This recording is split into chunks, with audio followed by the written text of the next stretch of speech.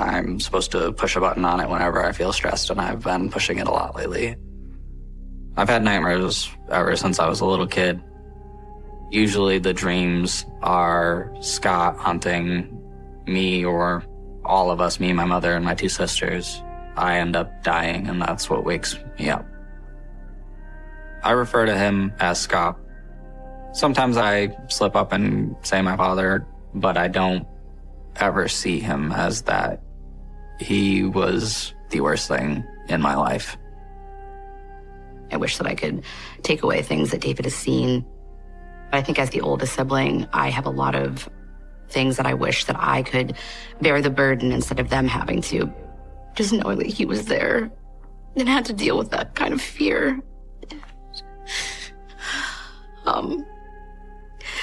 I'll never know what that's like. And I hate knowing that he sees it all the time. I know I couldn't take it away from him, but sometimes I wish I could at least share in it. Because it breaks my heart.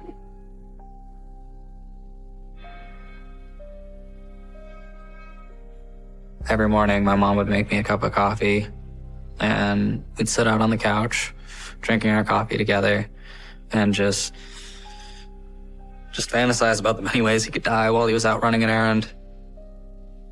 What if while he was out, he got into a crazy accident and just never came home? And every once in a while, I'll be sitting on my porch having a cup of coffee, and I'll think about that. If I was talking to someone in the exact same situation, I'd say kill him. Nobody's gonna come and help you. And if you want to survive, if you want your loved ones to survive, you can't hesitate. This is a picture of Scott and my mom on their wedding night. It was the November after I was born. At this point, Mom already had Jessica through an earlier marriage that had fallen apart. From what I've been told when they met, he was a gentleman, the kind of guy who would give you the shirt off his back, and you wonder what happened to that fun-sounding guy. My mom had to have been happy at one point. She wouldn't have stayed with him, wouldn't have married him if she wasn't. But it's hard to imagine them ever happy. Maybe there was some decency there, but I never got to see it in person. I've only heard stories. So this is a photo of myself and Scott at their wedding. I hate looking at pictures of Scott. I hate looking at his eyes. It makes me uncomfortable. I do look happy in this photo. Well, this is before everything just went off the rails. I had no idea what was to come. Looking back now, this is a lie. This is a sham. I never felt genuine love from him. I think that I was a pawn, a means to an end. It's weird to look at it and kind of think like what could have been. If things had just turned out differently, then this photo would have an entirely different meaning to me.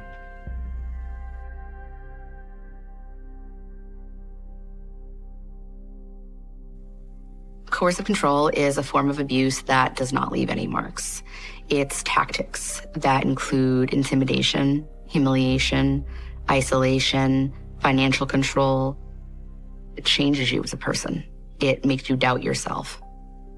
When we first moved, I was excited, but there were rules about everything. I really love this color. I don't know if it'll be my color, Dad. You'll tell me. Put it up to you. How we did things, how we said things, where we went, who we spoke to. Hey, what do you think you're doing? On the surface, wiping your feet, the way we wash our hands, that all sounds normal. But jewelry couldn't be worn in the house because we might scratch a countertop. You couldn't sit on the floor if you were wearing jeans because the rivets might scratch the hardwood floor. The rule that we had on Monday might not be the same rule Wednesday. Why did we have the rule? We didn't know. He had complete control over myself, my brother, my sister, my mom. Take them off. And there were consequences if you didn't do things his way. Scott would not allow my mom to wear makeup. She wasn't allowed to paint her nails or dye her hair. But one day I came home and my mom was wearing not only makeup, but purple eyeshadow. Mom? I was like, what? Jessica. what is this? How was school? What are you wearing? And I was asking her, like, why are you wearing this? I thought you weren't supposed to. And she wouldn't really give me like a straight answer. Don't you worry about it. Just trying to push it off like it wasn't a big deal. And I'm a very persistent person. And I kept asking her, why now? Why this color? What was special about today? And like looking closer, it just dawned on me that it was to cover up bruises. Can I see? Jessica, sweetie. My mom never had to actually tell me that that was why she had the makeup on, Why don't you go get cleaned up? but I knew. There was just like a sadness in her eyes, like she didn't have to tell me. You know how Scott gets. I think in that moment was when I realized that things had escalated beyond just the yelling and the rules. I realized that there was physical violence going on as well.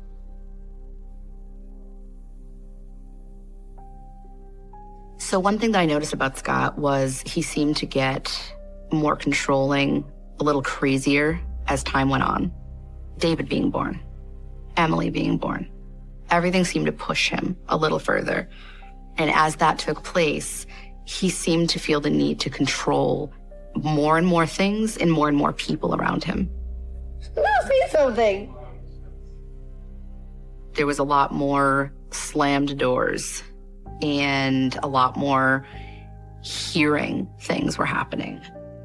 One time we were in the playroom and my mom was outside and we hear him slam the garage door and scream her name. Are you stupid? How many times do I have to tell you? And we could just hear yelling. And then I just heard this banging. And of course we're scared. We had no idea what it was. I mean, it wasn't good, but we didn't know exactly what was going on. You the other stuff. Eventually, later on, she came into the playroom. Hey, guys. And I just kept asking her what it was. What was that noise before? And she didn't want to answer me. She wanted me to just leave it alone, let it go.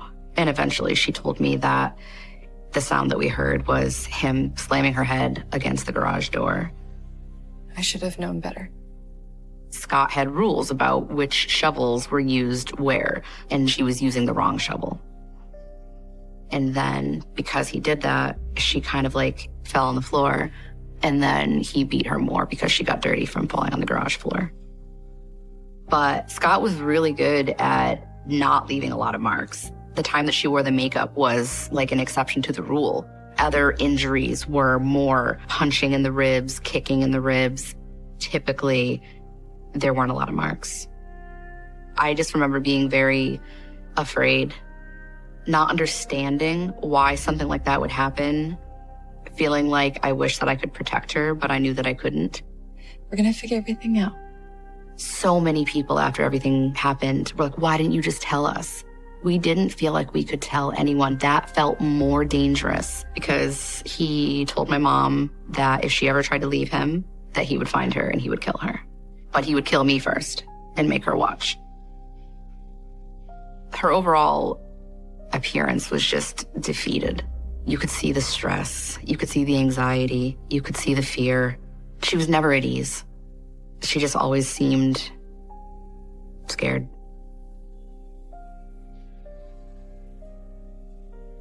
The frequency grew over time to the point where if we tracked a grain of sand into the house, he'd beat our mom. If he thought we turned the light switch on too forcefully, he'd beat our mom. Emily, Jessica, and I would all cower in the playroom and know that we couldn't do anything. There was one time in particular, Jessica was away for the weekend, so it was just me and Emily in the playroom. He comes stomping down the hall, tells us he'll cave our heads in with baseball bats if we make a noise. He doesn't want to hear a sound out of this room, slams the door, stomps back down the hall, and starts beating our mother. How many times do I have to tell you to shut the hell up?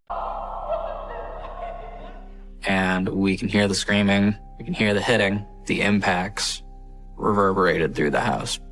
But, the next thing I knew, she was calling out for me. And she had never done that before. She must have been thinking that that was the moment that she was going to die. When I heard her call out for me, it was almost like instinct took over. I didn't even think about the ramifications of pissing him off by going down there and defying him. I ran down the hall to the kitchen, and as I came around the corner, she was on the floor in the fetal position, and he had clearly been kicking her in the rib. He looked over and saw me, and he had that look of the beast in his eye. When he was in that kind of a mindset, there was a look in his eye that was just this primal rage. I don't believe in demonic possession, but if I did, that would be it. When you saw that look, you just knew he is just out for blood. I ran back down the hallway towards the playroom, and he caught up with me by the time I got to the door and picked me up by the collar of my shirt and threw me into the playroom. They closed the door, went back down the hall, and the beating stopped. I started thinking about how I could kill him to save us all, even if it meant I spent the rest of my life in jail. I thought of sneaking into his room and hiding under the bed until he fell asleep and coming out with a kitchen knife and stabbing him. I remember very distinctly that night looking at myself in the mirror and seeing this scrawny 10-year-old who couldn't protect his mom, and realizing that I needed to start preparing for when the day came that I needed to fight him.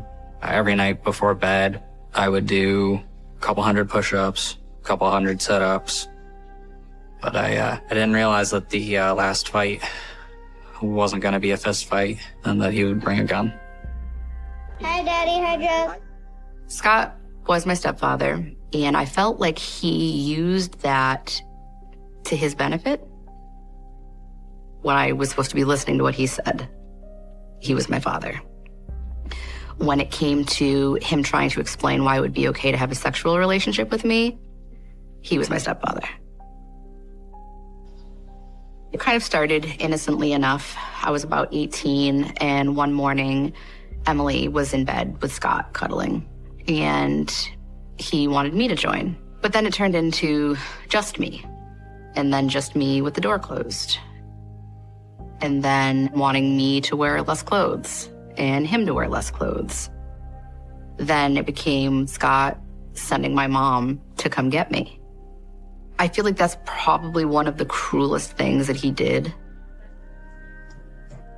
I remember her coming in the morning to get me. She's like, Daddy wants you to come snuggle. And I would be like, I don't want to go in there. I don't want to.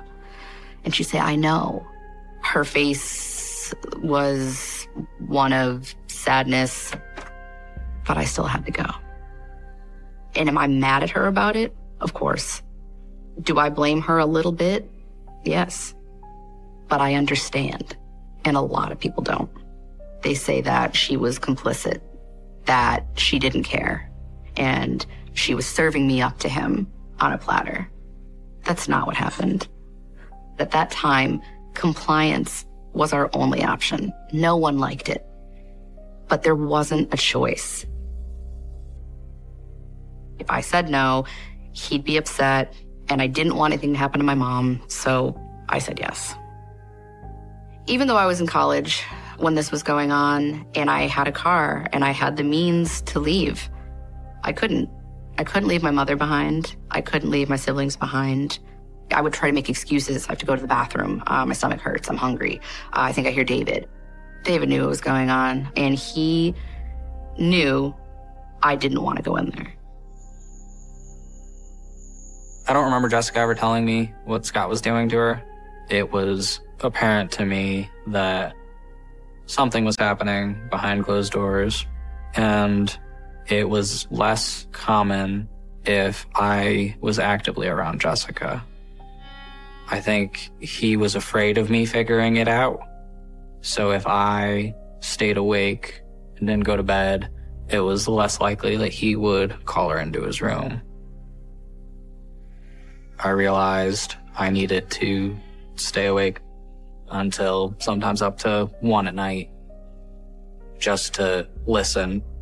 You know, it's something that sticks with me to this day. It takes me a couple hours to fall asleep at night, and I wake up throughout the night most nights.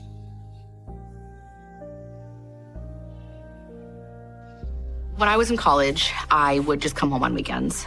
Every time I was leaving to go back to school, I had to leave him a note. Basically just thanking him for being such a wonderful stepfather, for all the things that he does for me. I'll miss you, see you next weekend, kind of a thing. And I remember standing at the island in the kitchen, just like not even knowing what to write anymore, because I'm like, what else can I say? I hated him. He was a terrible person that made our lives hell. And I still had to write him this like sicky sweet note like we were the Waltons. But I did it because I knew if he woke up and it wasn't there, what kind of day was that going to be for my mom? It was like another thing I felt like I needed to do to try to ensure things would go smoothly for my family in my absence. I had no idea that Scott was saving them, dating them. After everything happened, Scott actually used them in court as a tactic. Like, oh, if I had done all these things to her, if I treated her this way, if she was so afraid of me, why would she leave me all these nice notes? These are the notes that Scott made me write for him.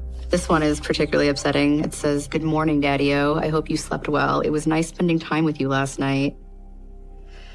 I hope you have a good week. I love you. See you Friday. Love, Buddha." And that was because I was subconscious about my weight. So Buddha belly, it was just, all of this was humorous to him. I didn't mean a word of it, but I did it for my mom. I was honestly embarrassed when this was something that he used in court to say, how could these things be true? When she wrote me these notes, I felt foolish. I felt like, how can I back up what I'm saying when he has this thing in my handwriting? I didn't think that my mom had it in her for us to escape the way that we did. And I certainly don't think that Scott thought that my mom had it in her to do that. So on the morning of April 14th, 2007, our microwave stopped working. Damn it! This set him off. Are you kidding me? Again? I'm sure I was making a facial expression that he didn't find compliant. What the hell was that? And he just came over and like open hand just slapped me across the face. And that had never really happened before. And as he was like kind of yelling at us, yelling at me, my mom was mouthing to us like over his shoulder that we were going to leave. We could see her saying like, According to my mom, that was the breaking moment. Are you okay? The level of physical violence directed at one of the kids. We're leaving tonight. Most days, Scott had this ritual that he took these very weirdly long showers that lasted around 2 hours. Our mom said, tonight, when he takes a shower, we're gonna leave. There was a lot of disbelief, but there was definitely a cautious optimism of, we could actually do this. It started to get pretty late. We thought it wasn't gonna happen. And then a little bit later than he normally would take his nightly shower, we heard the water go on, and it was go time. Everything from that moment on was just on the seat of our pants. We're gonna need toothbrushes, pillows, a couple days worth of clothes, and we don't have suitcases. What do we do? And we were just like, garbage bags. Me and Jessica started going through the house, opening drawers, not even looking, dumping stuff in. I think mom was looking for things like our social security cards, birth certificates, like things like that, important things that she would need. It felt surreal. I wasn't quite sure we were going to be able to pull it off. Was he going to catch us? And then what? What's going to happen? Is this when he's going to finally actually kill all of us? All of this was a big risk because his bathroom had a window on the driveway. So we had to make sure we were as quiet as possible. We piled everybody in the van, put it in neutral, and rolled down the driveway as far as possible away from the house before turning the engine on. drove a few towns over to a random dinky little motel, which was both exhilarating and absolutely terrifying. Every time we heard somebody walking down the hall or heard the ice machine or heard the wind blow, we thought it was him.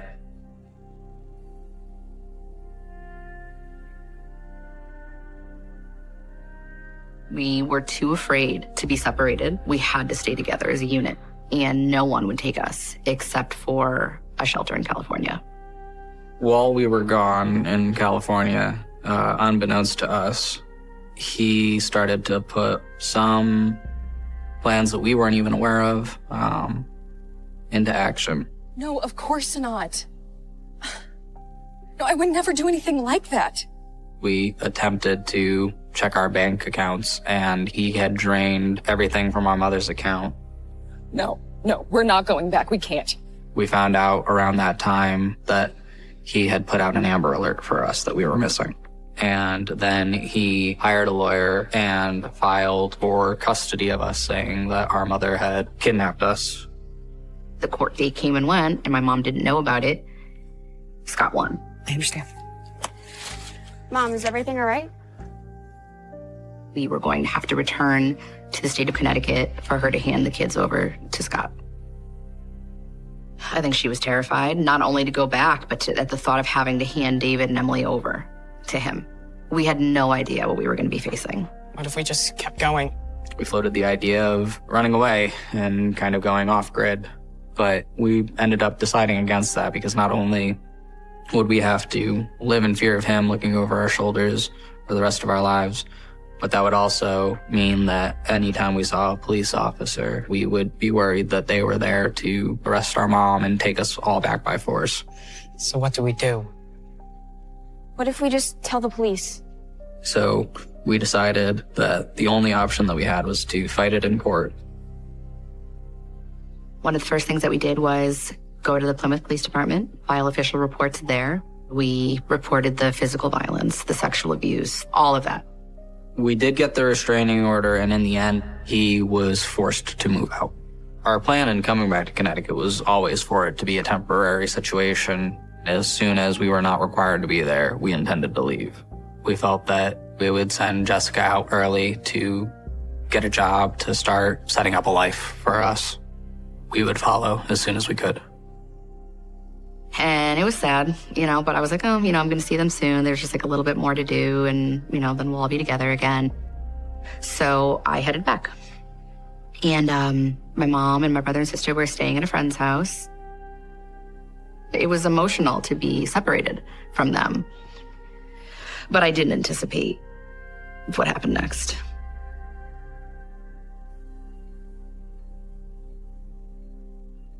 On August 22nd, we decided that we would go take a few of our belongings back to our friend's house. It appeared that Scott had moved out of the house. That night, we left, and when we left all of the lights on and all of the windows open. On August 23rd, we went back to the house to pick up a few more things. When we arrived, all of the blinds were shut and all of the lights were off, so clearly somebody had been up there. We called the local police, and they searched all of our rooms upstairs, the attic, the loft, the garage. But our grandmother, Mary Lou, lived on the ground floor of a separate in-law apartment. After they searched our portion of the house, they went to the in-law apartment, and she opened it a crack.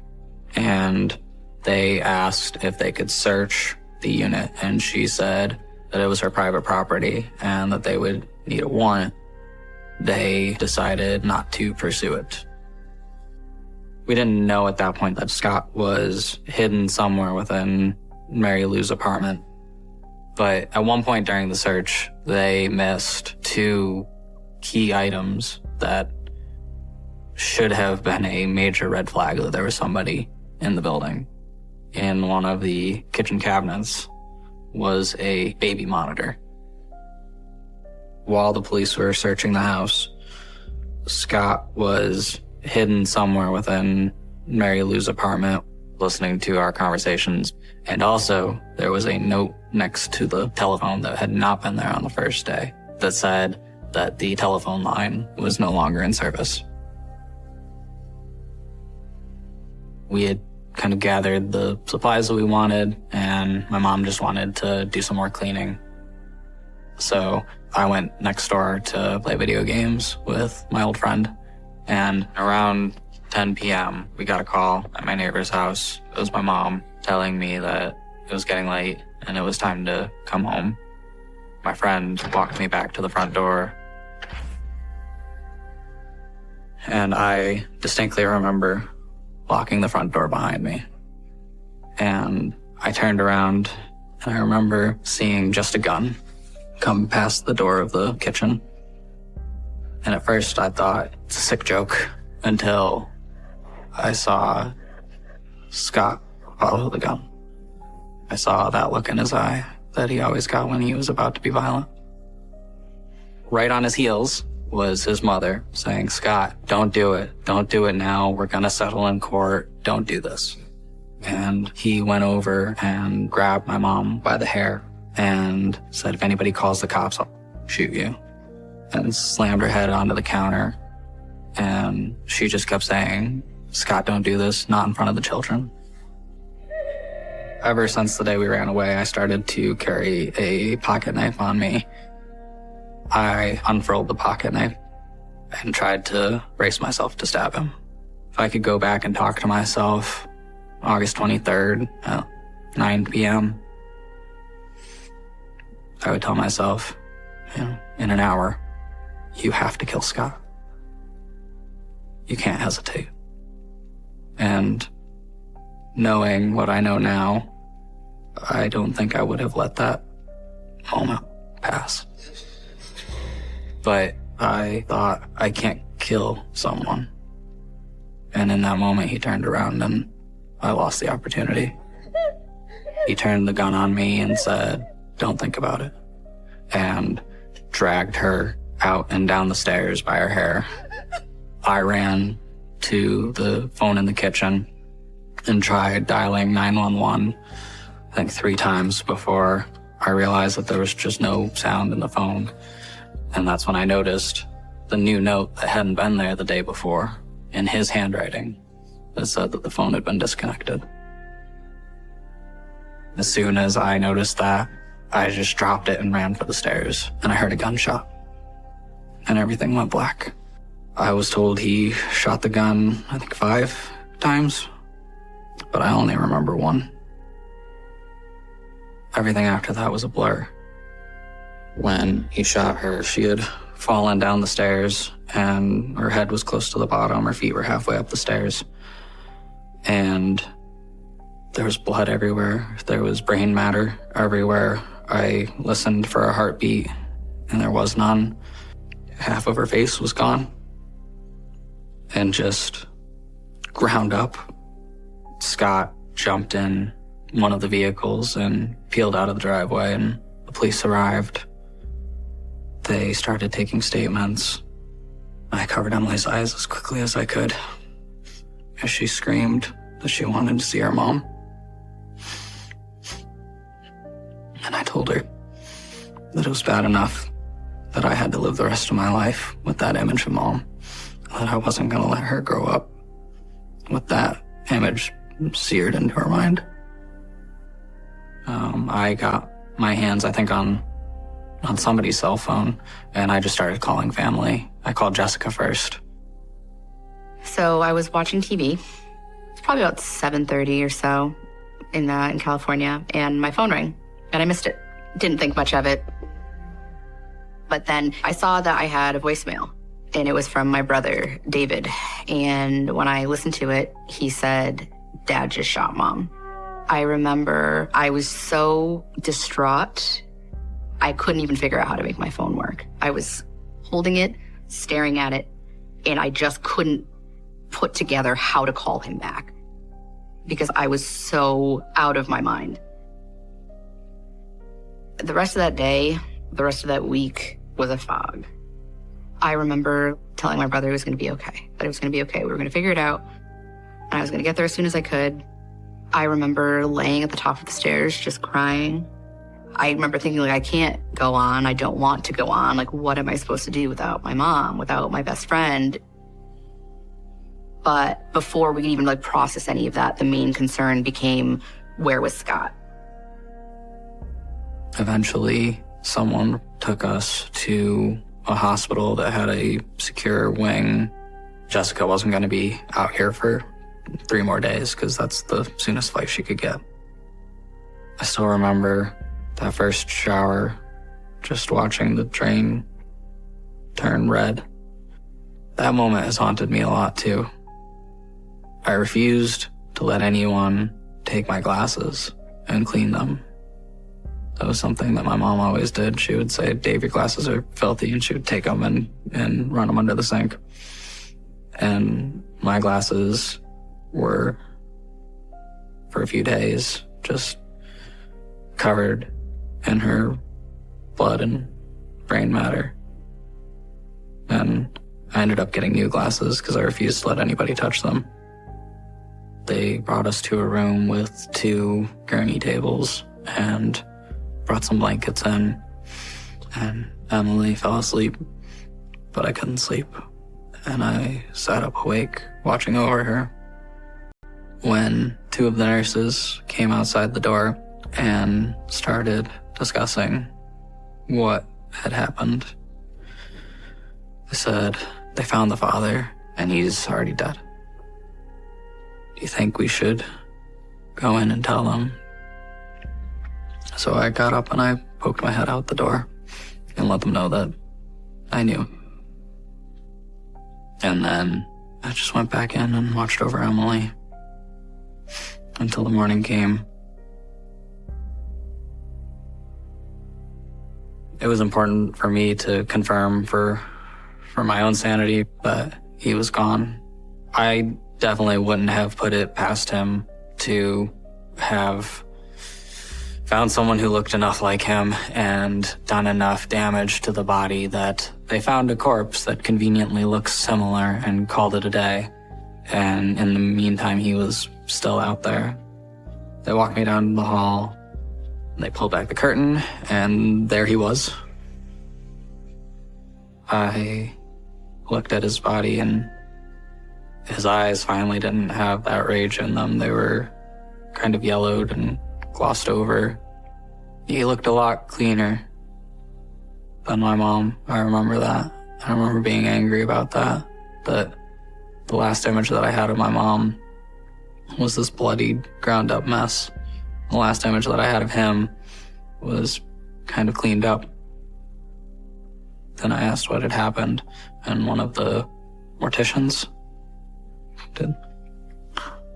mimed how he had killed himself. He had fled in the van. He drove 2 or 3 streets over into an abandoned lot and shot himself through the roof of the mouth. When I saw Scott laying there, I was mad that I hadn't been the one to do it. I wanted to have him in a room tied to a chair, just take my anger out on him. It took every fiber of my being, every ounce of self-restraint that I had not to just beat him. They took me back up, and Emily woke up, and I told her that the bad man would never hurt her again. After Mom passed, we all kind of ended up going in different directions. Emily went to California, lived with an aunt and uncle. I got into a relationship, and I went and lived with that person. David went off to school, so then we were in 3 separate states. And it was hard, and we went a lot of years like that, where we became more distant. It was the first time that 3 of us hadn't been together. But I was lucky enough to buy a house right before the pandemic hit, and I had 2 spare bedrooms. Emily moved into one of my spare bedrooms, and then Jessica came up to visit for a weekend and stayed for 9 months. We got to spend a lot of time together and really get to know each other as adults. I think that we have definitely strengthened our relationship recently, and we get to see each other more and we talk more, and it's been really good. One thing that my mom always said was that she didn't want to be just another statistic. And after my mom passed, we had the opportunity to advocate for a law on her behalf called Jennifer's Law, which was first named for Jennifer Dulos, another victim of domestic violence, as well as our mother.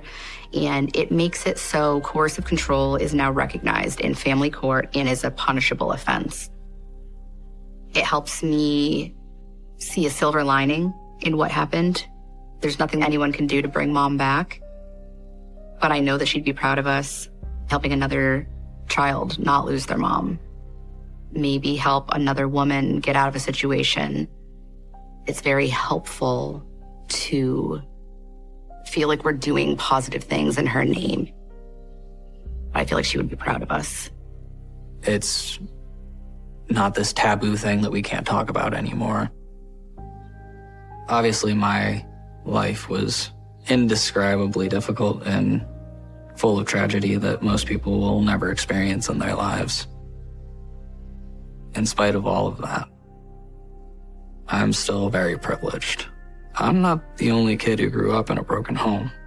And I think that the world would be a lot better of a place if we all acknowledge that even if I have pain, that doesn't mean that you don't have pain and that I shouldn't be able to see it. I shouldn't be able to recognize it.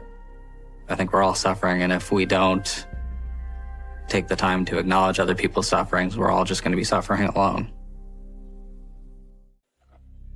These are pictures of my house, where the freezer was. I was afraid to even walk by the freezer. Every time I came downstairs to eat breakfast or to play a video game, I have to walk right past the freezer. There was nowhere else that my mom could hide the bodies. They were cooped up in a freezer like meat. I'm happy I was able to make it out alive. Is it painful to you? No, it's evil. It's evil what you did? Is it evil? Yeah.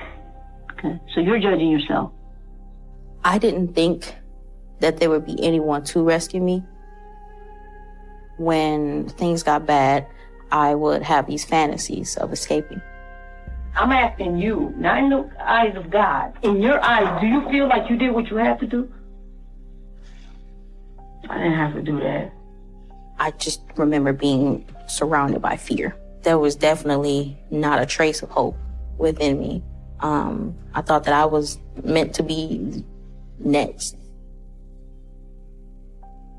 I was born in Detroit, Michigan. I am the oldest of four. Stoney, the second oldest. She's 2 years younger than me. Then Steven, and then there's the youngest. Me and Stoney shared one dad, while Steven and our youngest brother shared another dad. And neither of them were really present, so it was just us five, me, my siblings, and my mom in the household. You know, stop playing with me. Why don't you make me coward? My mom hated my dad. So after my dad left, we didn't see him as much. He tried to come around, but I think that her anger pushed him away. When he was around, we weren't hit. She wouldn't lash out at us because she was angry. My mom made his life a living hell. But once my father was out of the picture, we became the target of my mother's abuse.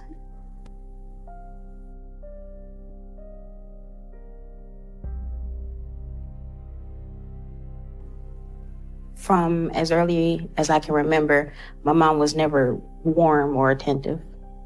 The most amount of affection that we would get is a kiss goodnight, and that's about it. One night I had this terrifying dream, and I woke up thinking that my mom was dead. The nightmare was her being run over by a car. I was scared. I actually thought that it happened. So I went downstairs, and my mom was asleep on the couch at the time. Mom, wake up. What? What is it? And she's like, why the are you crying? And I said, I had a bad dream. And she looks at me and she's like, go back to sleep. I don't care about no damn dream. Go back to sleep. I think at that time, what I needed most from my mom was comfort and was a hug. At the very least, a hug. But she told me to shut up, stop crying, go back to sleep. That's what I was met with. And so I just go upstairs and I go back to sleep. I knew after that I couldn't turn to her for comfort. I found comfort in books, and I would read all the books we had cover to cover because that was the only way to cope that I had. But I thought I had a normal childhood because I didn't know any other childhoods. I didn't know what a normal childhood actually was. And if I saw a normal childhood, it was on TV, and I thought it was fantasy. It was just fake.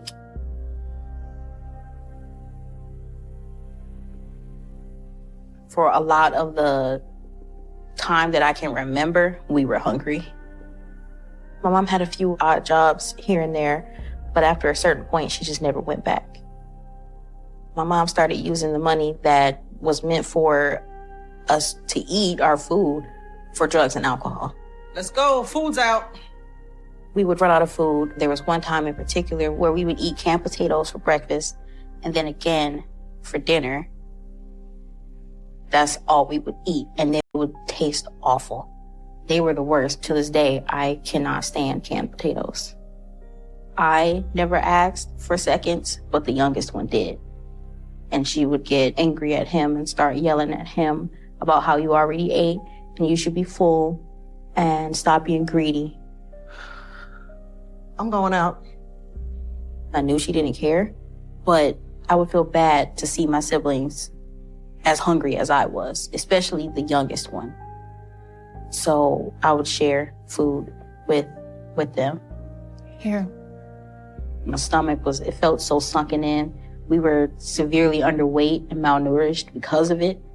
So when I was in school, if there was something that was on a kid's plate that they weren't eating after they pushed it away, I would always ask, hey, you're gonna eat that? Can I have that? But I don't think anyone noticed anything about how we looked, how we ate. No one paid attention.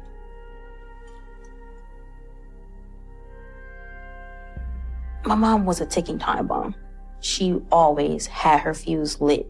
So anything, the slightest tap would set her off. One day, we were all sitting around watching a movie, and I made a remark on one of the characters. Why would she do that? That's so stupid. And all of a sudden, my mom just exploded. Keep your mouth shut. And got angry and started berating me, calling me stupid, dumb, that I didn't understand why. Come over here. And then told me to hold these painful positions for extreme amounts of time. They're called wall sits, which is where you place your back up against the wall. It's almost like you're simulating sitting in a chair, but you're suspended in air, only supported by your legs. You can stay there until I say. And she had me hold that pose for over an hour while she sat there and finished the rest of the movie. My legs would shake, and if we fell, if we shifted our weight, she would start barking and screaming about how the punishment will get worse. But I thought that what we went through was normal across all households because the public saw one thing, but we saw a completely different thing. To other people, she was kind, she was nice, she was giving. But what we saw was irritable, angry. So I thought the world was like my mom, that the people who were being nice behind closed doors, they could be something completely different. And so I just thought that everybody's fate was the same as mine. While my mom was making the threats of it'll get worse, at that point, I didn't fear that I would die. I felt that it would get worse. But I didn't think that I didn't start fearing for my life yet. My mom's method of punishment changed as we got older. I think that she started to see us as more of a challenge or more of a threat. So the punishments had to be more severe. My mom would have different forms of punishment depending on her mood. So for a while, there was an extension cord phase. Then there was a belt buckle phase. She would have us touch our toes. And she would just slam the belt buckle down on our back. And she would make sure to hit our backs and miss our legs and our arms. And that was so we could wear short sleeves and shorts. She would say she was really paranoid about child protection services. If one of us were being beaten, my mom would make the rest of us watch TV, and we had to pretend like nothing was even happening. Mind your business. It was hard to focus on a TV show when you can hear your sibling being hurt behind you. I don't know if she enjoyed it. When I look back on it now, sometimes I think she did. But in the moment, I just saw rage. As far as I feel I've come emotionally, I still see in the mirror those scars. This is from one of the toys that she threw at me, and it hit me and it split my lip open a little bit, like right there. There's also this scar. This was from a 2x4. Some are a lot easier to hide. I have one on my arm. My mom would stand me in the bathtub and throw hot water on me repeatedly. My back also is 75% covered in iron burns, but they've healed tremendously over the years and they're barely noticeable. I thought the scars were ugly. The one on my lip, the one above my eyebrow, I thought those were ugly. But over time, I actually stopped noticing that these scars are here, and I just see my face now. I'm me.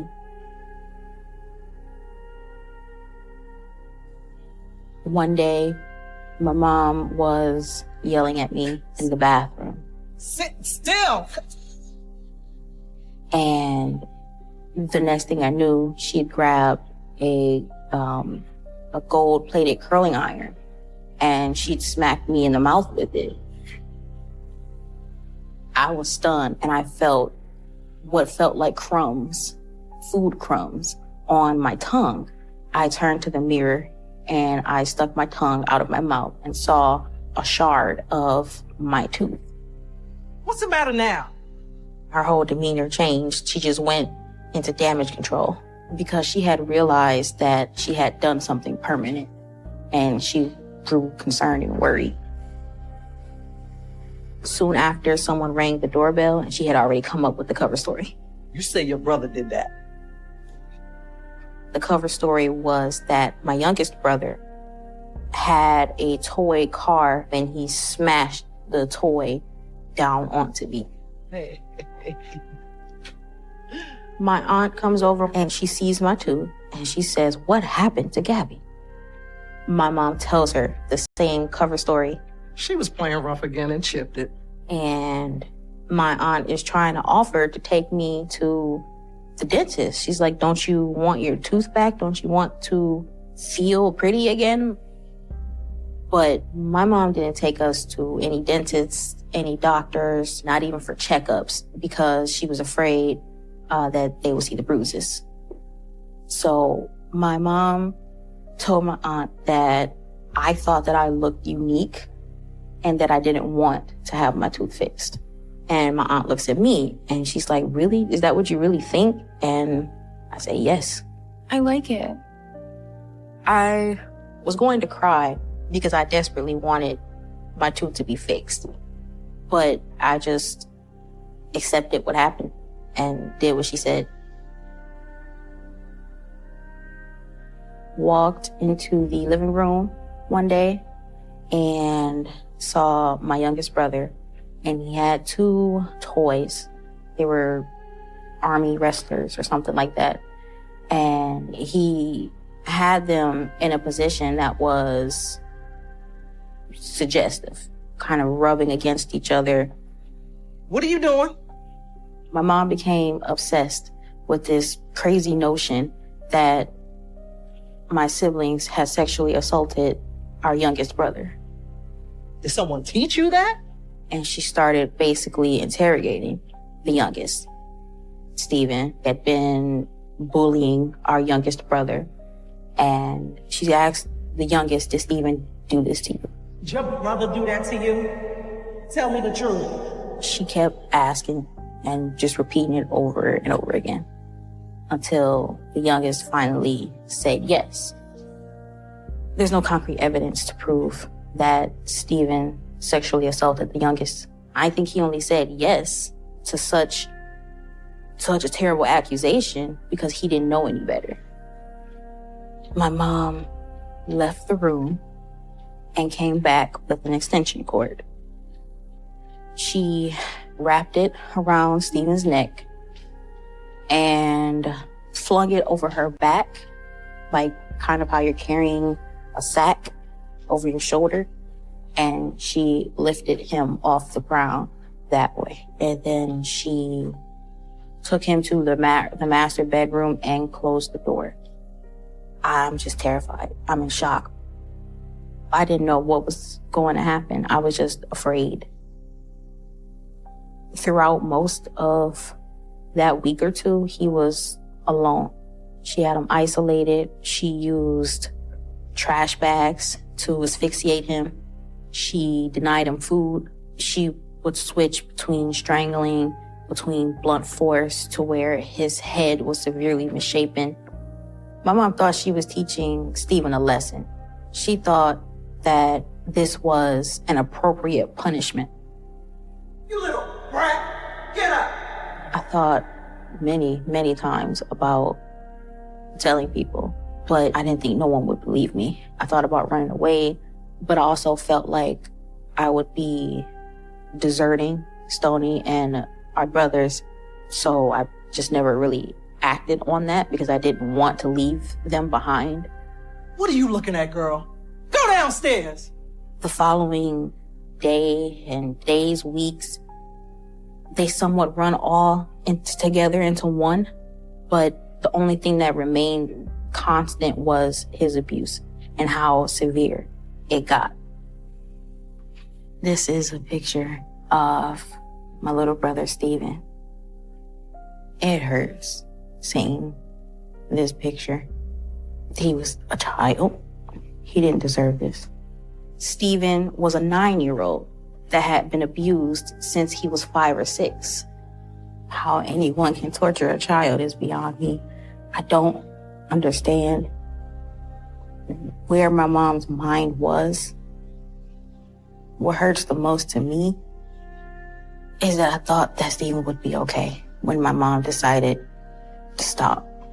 I thought that he could heal and everything would be fine. After torturing Steven for so many days, one night, my mom called me into the kitchen and she said, I think he's had enough. I'm gonna stop. I feel like he learned his lesson by now. But the next day, he was feeling weak. My mom took him into the room. She laid him down. And then she said, say goodbye to your brother. He's leaving. Sorry. I saw Steven laying on the floor in a blanket. My mom was leaning over Steven and telling him that she was sorry and that she loved him. And he weakly said, I love you too. He said it back. My mom told me to give him a kiss, like a kiss goodbye. I told Steven that I loved him. And then I got down on the floor where he was and we gave him a kiss on his forehead.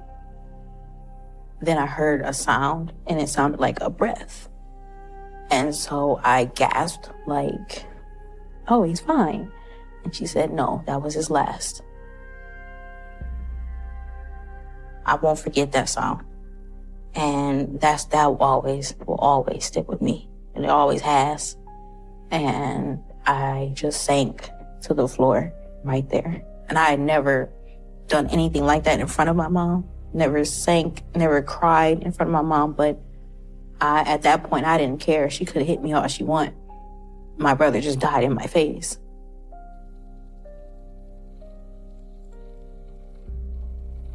After Stephen passed, she had a bed cover and she wrapped him in it. And then had me help her take him down the stairs. I didn't know that we would be putting Stephen in the freezer until my mom told me to open it for her.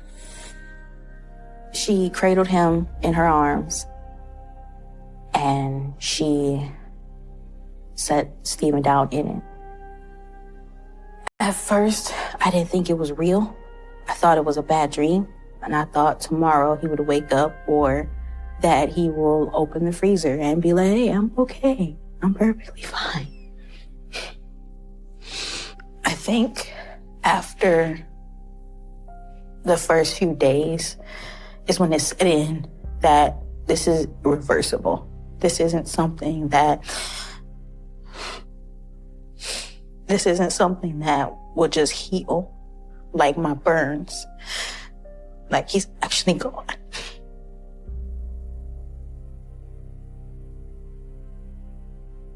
Trying to live knowing that my brother is in the freezer was terrifying. I made sure to watch what I said around her. I already knew that one misstep and this is where I'll end up. After Steve's death, my mom grew more and more paranoid about it, and her threats became more severe. In the morning, after we were all dressed and ready for school, we would be by the front door. And what she would do is drill us over our cover story. What do you say if someone asks about Stephen? We would have to say that he was at our aunt's house or he was at his dad's house. And I would have to deliver my line without hesitation, without looking like it was rehearsed. No. If we didn't rehearse our stories correctly, she would just get more agitated with her tone. And that let us know that something bad was about to happen. Do you want to go to the freezer too? Once she was sure that we had our stories straight, then she would let us go to school. There was a creative writing teacher, and she was always the nicest teacher to me. And I wanted to tell her so bad. I did. But then I had the thought that she wouldn't believe me or fear that maybe my mom would try something. Our youngest brother is still there. And what if they show up and I'm not there to help or protect him? What is she gonna do?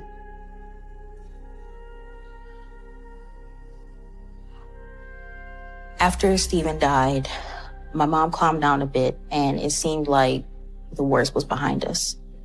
But 9 months later, something set my mom off again. Don't you lie to me. You know what happens when you lie. And she started asking my youngest brother if Stoney had ever sexually assaulted him. Did she do that to you? And just like last time, my youngest brother said no. My mom started to get aggressive and she threatened to beat him if he didn't tell her the truth. He said yes. Stoney obviously said no. But my mom, she was not having it. My mom just went full feral, basically. She just started wailing on her, beating her, slamming her against the wall. And as the days went on, she started to do a lot of the same things that she did to Stephen. Though with Stoney, it was worse because she wouldn't feed her at all. And she just became skin and bone, basically. I didn't know what to do. I was just afraid. I know the gravity of the situation, and this is the second time it's happening, but I just felt helpless, like there was nothing I could do to change or stop it. At one point, I did think that one day we'll go in the room and she'll be laying there and won't wake up. But that's not what happened. One day, my mom told me there would be an inspection coming up in the house. When my mom found out that we were having an inspection, she started to get agitated. She started to scramble around because in the master bedroom, mainly, there were streaks of blood along the walls. And she basically told me to clean the house top to bottom. And that's what I did. There was a mattress that was just bloodied. It was just terrible. And she had me put a regular blanket over it. Hurry up. And I better not hear a sound. She told Stoney to lay under the bed, and my mom draped the blanket over the sides to where it looked like a bed skirt. And she told Stoney to stay completely quiet. Make sure you get the wall. She had to hide because she had bruises and burns and everything all over her. There were 3 inspectors, I believe. And when they came in, it just felt like I couldn't say anything because my mom was always right there, right behind them. My mom said something to kind of spark up a conversation, but I believe it was to let Stoney know that I am in here. And if you do anything, I am right here. And as quickly as they came, they left. All they had to do was open the freezer, and this whole thing would have been over. My mom started abusing her worse, torturing her. Then my mom grabs a 2x4 and she hits Stoney right here on her temple. And it opened, it split, and I saw a stream of blood spurt out of her head. And my mom cheered. She cheered. She said, as it happened, she said, "Woo, look at that." And she grabs a black pajama shirt and she wraps it around Stoney's neck. She strangled her. At this point, Stoney is barely conscious. She picks her up and tells me to grab Stoney's legs. I didn't want to, but I had to. I couldn't say no. My mom and I put Stoney in the freezer on top of Stephen. After putting her in the freezer, my mom saw that Stoney was still trying to breathe. And my mom grabbed the plastic bag and then put it over her face and held her nose while she was still in the freezer to speed it up. And then my mom let it go and she said, "You know what? You're as good as gone anyway." My mom closed the freezer and then told me, "Don't cry over that bitch." She said, "That bitch hurt your little brother, and she caused all of this to happen." Stoney, I've always felt the most guilty for because she was still somewhat conscious. She didn't just die. She was still there. She knew that I had helped put her there. Whereas, Stephen was already gone by the time we put him in the freezer. And so the last thing he knew was me giving him a kiss on the forehead and telling him bye and that I loved him. And the last thing Stoney knew was me helping my mom put her in her coffin. I am on the left and Stoney's on the right. When I look at this, I can see how much we do look alike. Stoney was really friendly, always had a big smile, she was always eager to meet other people, to meet new people. She wasn't shy and timid like me. She was inviting and warm and everybody loved her. And just looking at this picture, it just reminds me of, again, what I lost. I'm thankful that I have this picture, though, so I can remember her as she should be remembered.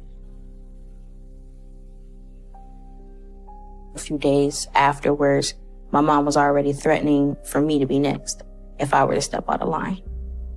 Wait a minute.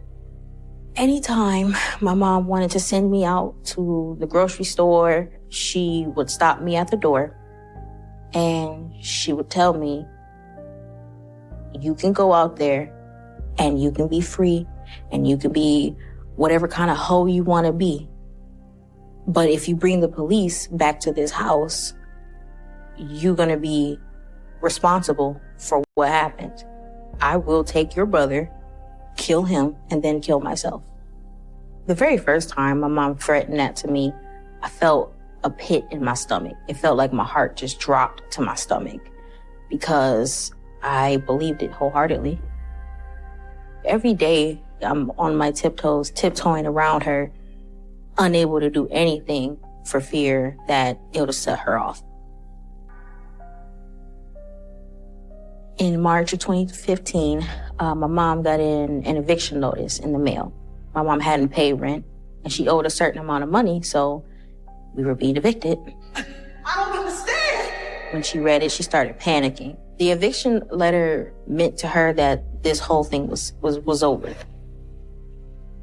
There was nowhere else that my mom could hide the bodies. This was it. This was the end. She couldn't run. She couldn't hide anymore. You can't do this. She talked about often killing us and then killing herself. And so I thought that that's what was about to happen, was that she was just going to end it all. I immediately thought, we're going to die. And I just sat there and waited. I just sat and waited to die. Come with me. We're leaving. But then she told me we're going to the neighbor's house, and it confused me. I was afraid because things were changing, but I was excited. I was happy that I wasn't dying. I need to see if you could watch my kids for me. The neighbor let us in, and my mom explains to the neighbor that Stephen and Stoney are dead, and they have been for 2 years, and she's been hiding them. I don't know why my mom decided to confess. My mom asked if it was okay if me and my youngest brother went upstairs. We went upstairs and we turned on the news, and I saw our front door on the news, and breaking news come across that they found what appears to be an old woman. They called Stoney an old woman. She was frozen, and so they couldn't accurately make out that it was a 13-year-old girl. Maybe 10 minutes pass, I believe, and we hear voices call our names. I didn't recognize the voice as my neighbor's or my mom, so I didn't know until I got downstairs and saw that there were the police. My mom was in handcuffs at this point, and she called me over and started to apologize profusely and tell me that she loved me. And my mom asked me for a hug, but by this point her hands were already cuffed, so she couldn't wrap her arms around me. So she leaned her chest against mine. I didn't hug her back though. That was probably the first time I've genuinely felt anger. She just kept saying how sorry she was, how much she loved me.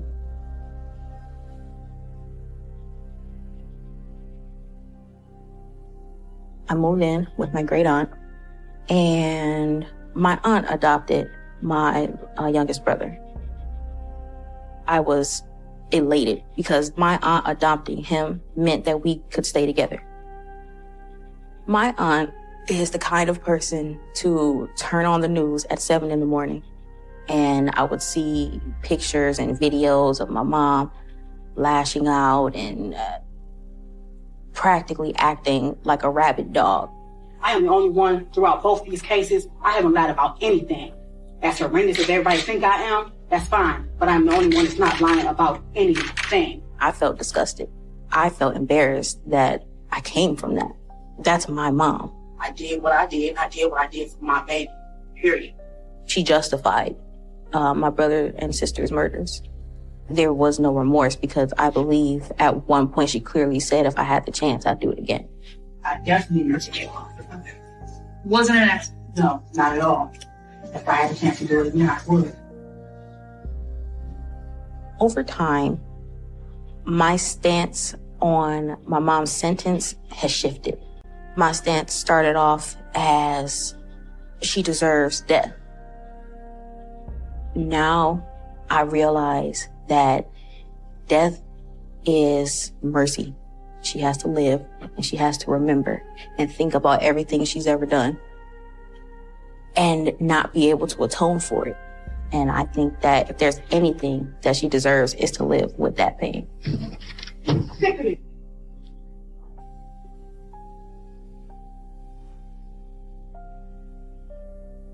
For maybe the first few years, I was severely depressed, angry all the time.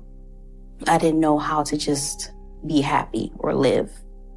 I didn't think that I should have lived through it. I thought I should have died with Stephen and Stony. I really have no idea why I'm still here because I 100% thought that before I turned 18, I would be in that freezer as well. I'm still angry at my mom, but I don't have the unbridled rage that I used to have. Knowing that my mom is behind bars forever, never getting out, that's a type of closure for me now. She won't ever have the same freedom and ever have the same life that I'm able to discover for myself now. I haven't spoken to her about us and what happened to us. But last year, on my 24th birthday, my mom reached out from prison.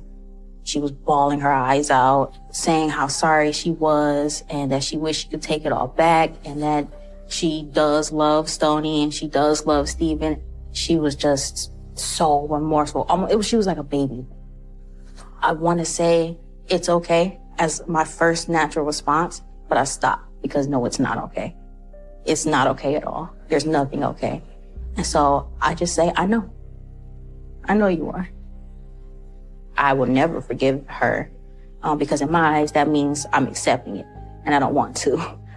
But after the phone call, I kind of felt relieved because I knew now that my mom was remorseful. And then I got a little bit happy because I know what remorse will do to you. I know what guilt will do to you. If you let guilt run rampant, it will tear you down from the inside.